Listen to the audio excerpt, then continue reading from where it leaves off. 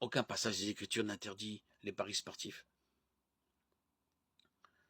Bien qu'un individu donné puisse parler sur des événements sportifs ou d'autres choses sans aucun préjudice notable, l'effet net du jeu sur la société est négatif.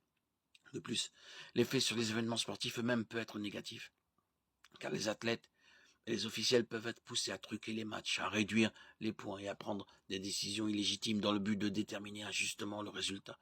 Pour faire face à ces zones grises, l'apôtre Paul donne des conseils inspirés en réponse aux personnes qui se concentrent sur ce qu'elles ont spirituellement, légalement à faire. J'ai le droit de tout faire, dites-vous, mais tout n'est pas bénéfique. J'ai le droit de tout faire, mais tout n'est pas constructif. 1 Corinthiens 10, 23. J'ai le droit de tout faire, dites-vous, mais tout n'est pas bénéfique. J'ai le droit de tout faire, mais je ne me laisserai asservir par rien. 1 Corinthiens 6, 12. En l'absence d'interdiction absolue contre les jeux de hasard sous toutes leurs formes, les réponses à ces questions sont d'une importance capitale. Est-ce bénéfique?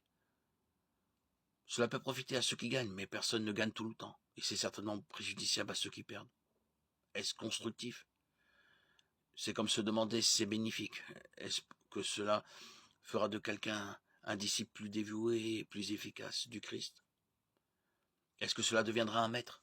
Le Christ est le maître du chrétien, mais le jeu peut facilement devenir un maître rival, un maître esclavagiste, pour celui qui en devient dépendant.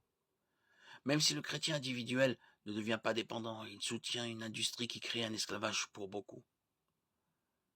Bien que nous ne puissions pas affirmer avec une autorité biblique absolue qu'un chrétien ne devrait jamais parier sur un événement sportif, nous souhaitons le mettre en garde de la manière la plus forte possible contre cette pratique.